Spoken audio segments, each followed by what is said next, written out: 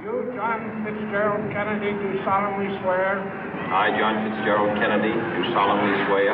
That you will faithfully execute the office of President of the United States. That I will faithfully execute the office of President of the United States. And will, to the best of your ability. And will, to the best of my ability. Preserve, protect, and defend the Constitution of the United States. Preserve, protect, and defend the Constitution of the United States. So help you God. So help me God.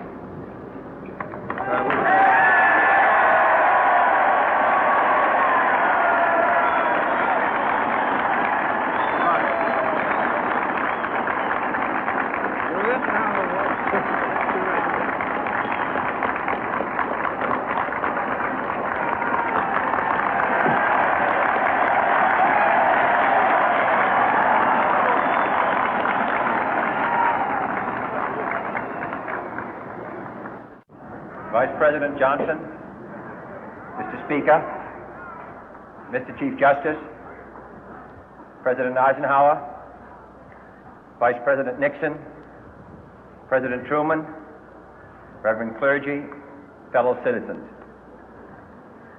We observe today not a victory of party, but a celebration of freedom, symbolizing an end as well as a beginning, signifying renewal as well as change.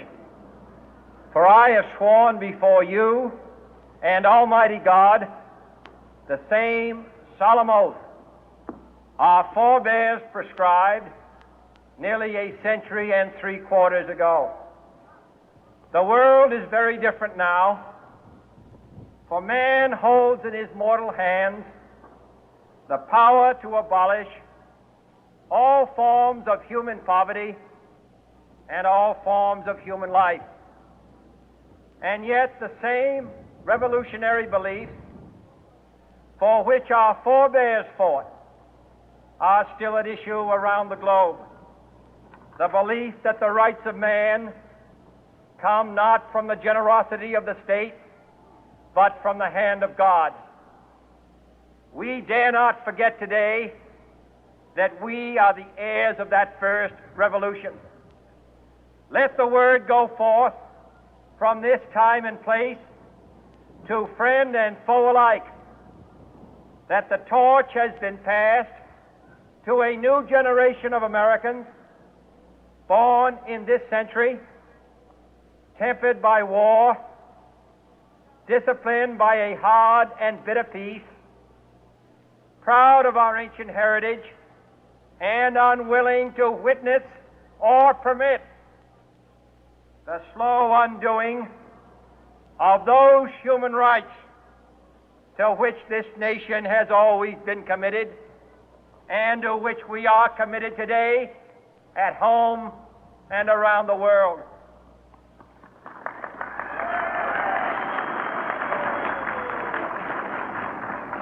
Let every nation know, whether it wishes us well or ill, that we shall pay any price, bear any burden, meet any hardship, support any friend, oppose any foe to assure the survival and the success of liberty.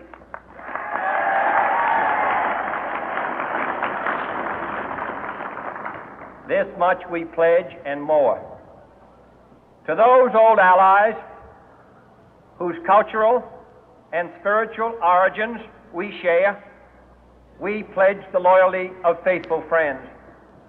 United, there is little we cannot do in a host of cooperative ventures.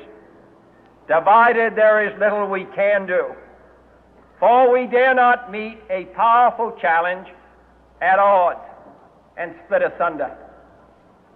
To those new states whom we welcome to the ranks of the free, we pledge our word that one form of colonial control shall not have passed away, merely to be replaced by a far more iron tyranny.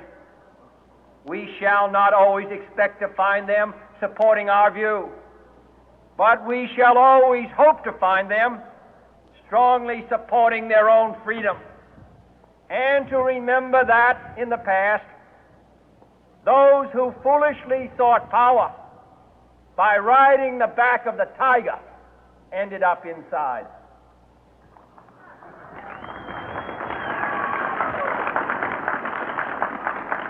To those people in the huts and villages of half the globe struggling to break the bonds of mass misery, we pledge our best efforts to help them help themselves for whatever period is required, not because the communists may be doing it, not because we seek their votes, but because it is right.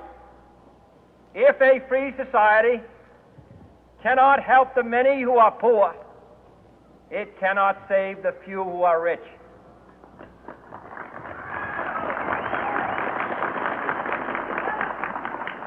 To our sister republics south of our border, we offer a special pledge to convert our good words into good deeds, in a new alliance for progress, to assist free men and free governments in casting off the chains of poverty. But this peaceful revolution of hope cannot become the prey of hostile powers. Let all our neighbors know that we shall join with them to oppose aggression or subversion anywhere in the Americas. And let every other power know that this hemisphere intends to remain the master of its own house.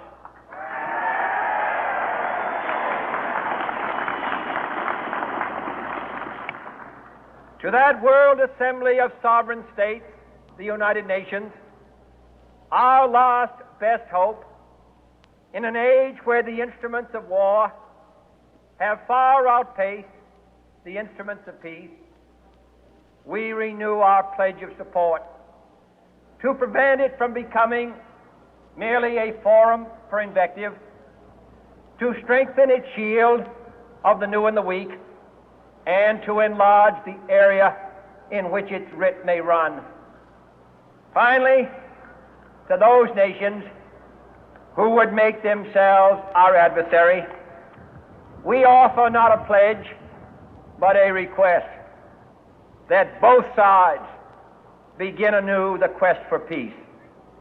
Before the dark powers of destruction, unleashed by science, engulf all humanity in planned or accidental self-destruction, we dare not tempt them with weakness, for only when our arms are sufficient beyond doubt can we be certain beyond doubt that they will never be employed. But neither can two great and powerful groups of nations take comfort from our present course, both sides overburdened by the cost of modern weapons, both rightly alarmed by the steady spread of the deadly atom, yet both racing to alter that uncertain balance of terror that stays the hand of mankind's final war. So let us begin anew, remembering on both sides that civility is not a sign of weakness, and sincerity is always subject to proof. Let us never negotiate out of fear, but let us never fear to negotiate.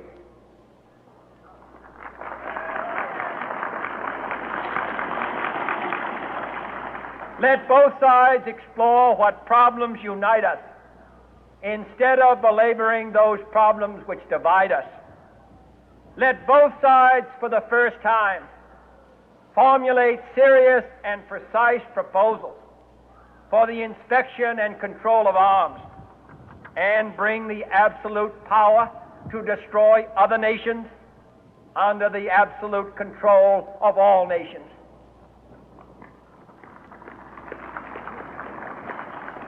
Let both sides seek to invoke the wonders of science instead of its terrors.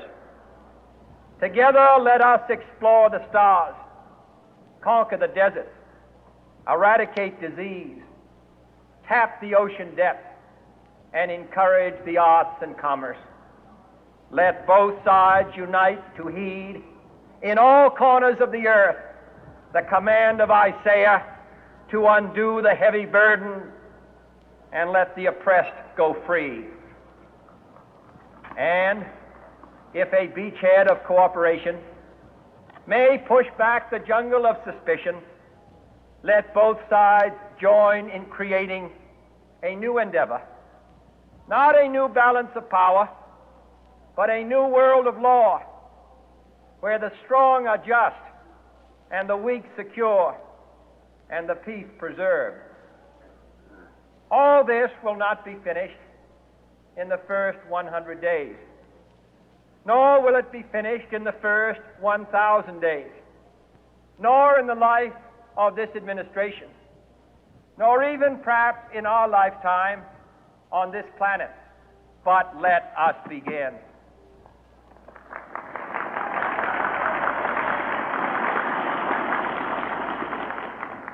In your hands, my fellow citizens, more than mine, will rest the final success or failure of our course.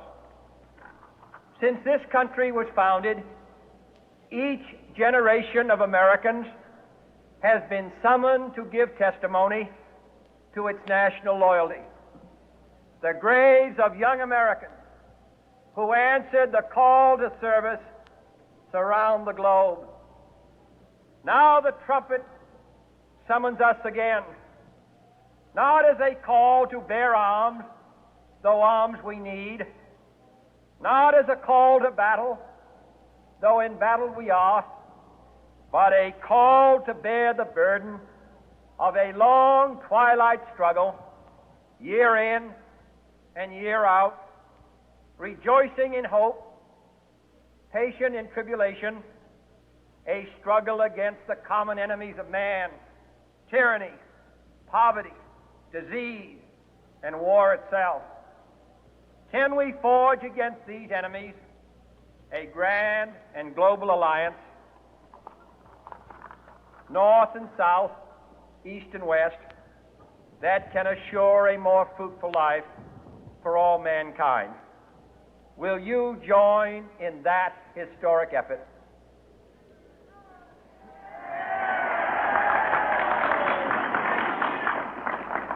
In the long history of the world, only a few generations have been granted the role of defending freedom in its hour of maximum danger.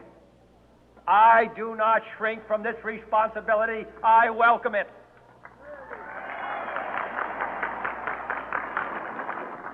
I do not believe that any of us would exchange places with any other people or any other generation. The energy, the faith, the devotion which we bring to this endeavor will light our country and all who serve it. And the glow from that fire can truly light the world.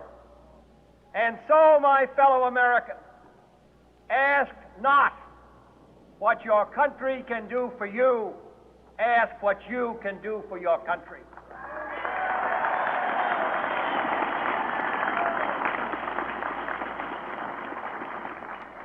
My fellow citizens of the world, ask not what America will do for you, but what together we can do for the freedom of man.